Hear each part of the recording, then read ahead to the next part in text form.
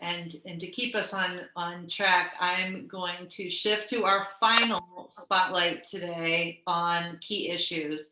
And that's what multiple states are doing on modernizing and diversifying the teacher workforce. I would like to introduce Alyssa Evans, who's a policy researcher with the Education Commission of the States. I realize a number of organizations who are on today's Zoom call are also working on these issues, and I really would encourage you to use the chat to share research resources, links to your blogs, and other information on your work. So thank you for joining us today. Alyssa, over to you. Thanks, Susan, and good afternoon, everyone. So I'm going to be providing a brief overview of state policies that are helping to transform and build a more robust and diverse teacher workforce. So next slide. So my name is Alyssa Evans, as Susan mentioned, and I'm a policy researcher with Education Commission of the States. And you can take down my email if you want to reach out to me later. Next slide. So I know some of you may be familiar with our organization, but for those of you who aren't, we are nonpartisan and we strive to be an essential member of any team addressing education policy. Next slide, please. So we believe in the power of learning from experience, and we know that informed policymakers create better education policy. So we work with state policymakers and education policy officials across the country to provide personalized support, unbiased information, and opportunities for collaboration. Next slide. And we provide this support through our research, our published reports, our convenings, which are virtual this year, and by providing counsel to policymakers. Next slide, please. So I'd like to first provide context by reviewing some of the major themes to general efforts toward building a more robust teacher workforce. So some of these themes are creating better alignment between teacher preparation and school district needs, improving compensation or providing better financial incentives to become and stay a teacher, alleviating intense workloads and improving demanding working conditions so that teachers can better serve students' learning, and providing helpful professional development and support to teachers throughout their career, and ultimately increasing the diversity of teacher candidates in the teacher workforce to better serve our diverse student populations. Next slide, please. So states are contributing to these efforts of transforming and building up the teacher workforce by elevating and diversifying the profession through policies targeting different points of the teacher pipeline. So I'm going to go through a sort of lightning round of examples of state level policies that we've been seeing at ECS, and I'll go through them based on the stage of the teacher pipeline that they target. Next slide, please. So at the beginning of the teacher pipeline, states are generally trying to increase recruitment, but there are also targeted recruitment efforts to fulfill the specific needs of schools and diversify the pool of teacher candidates. So for example, Washington has a Grow Your Own program called Recruiting Washington Teachers that aims to recruit a diverse group of teachers through teacher academies at the high school level. There is also a related bilingual educators initiative to recruit bilingual high school students to become future bilingual teachers.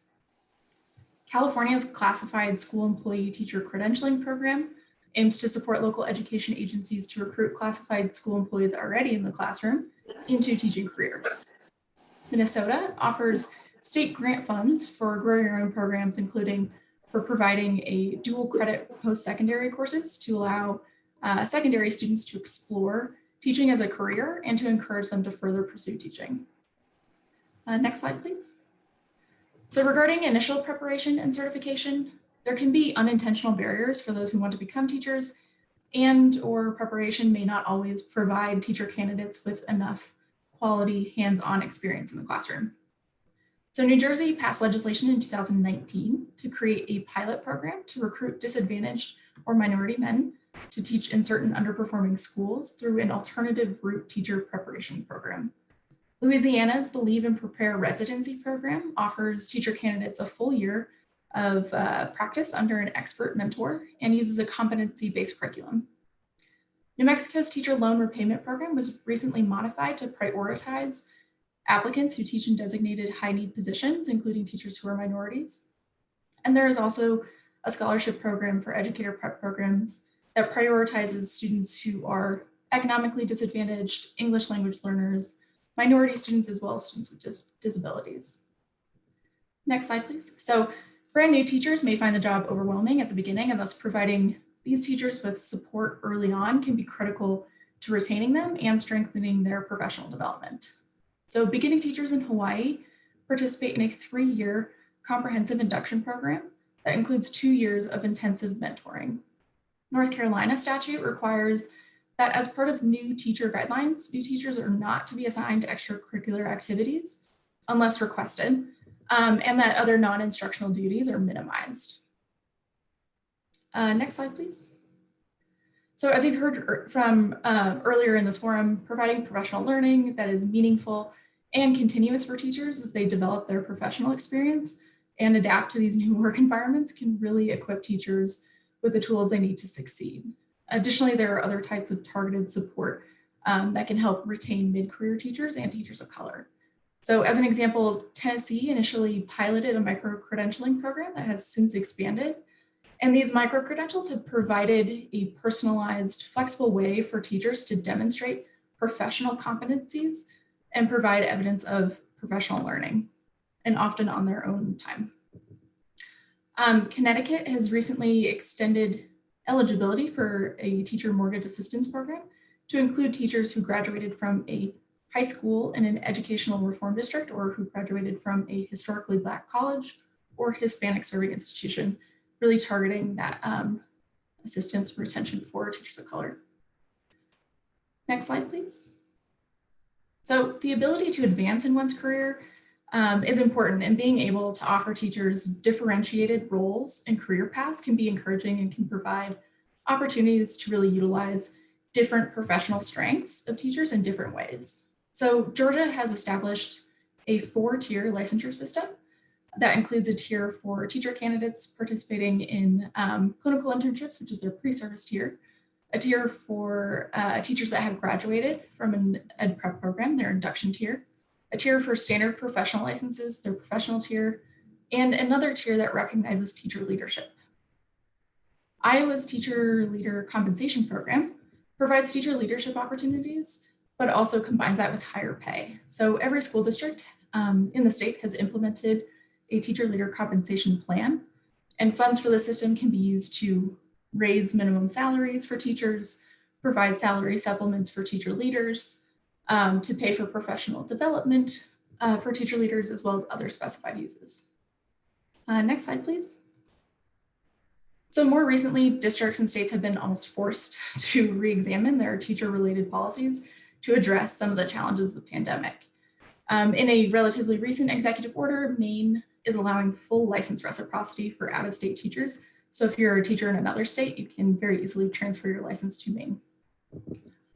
In Virginia, the state expanded the use of the Virtual Virginia platform for students and for teachers for online learning. South Carolina launched a free online learning for teachers and principals for the 2021 school year, partly using CARES Act funding to provide training for teachers and principals to provide effective virtual instruction. And next slide, please.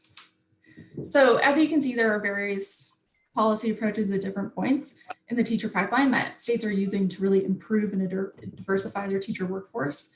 And some are even using the pandemic as a sort of catalyst to knock down those existing barriers or to implement programs to create this more robust teacher workforce. So with that, I'd like to thank you for your time, and I'll hand it back over to Susan. Thank you, Alyssa. And there were a couple of questions in the chat that I'll just point you to. And I thought, thank you for the work at ECS too, for all of the work that you do with states and state policymakers in education. I just wanted to give a shout out. Alexis Chambers on our Center for Policy dropped into the chat a link to a paper that we published on modernizing the educator workforce too, and thinking about that example from Tennessee on how states are starting to think about micro-credentials, about competency-based, personalized approaches to building and supporting educators in building their skills for rethinking education. And also, I had mentioned earlier, along with Virginia's Profile of a Graduate, they're doing work on Profile of an Educator and Profile of a Leader. So we're starting to see this work as we think about transforming to competency-based education systems, really focus on leaders and leading the change, in educators, in designing for personalized competency-based education and building that capacity for performance assessment and anytime, anywhere learning.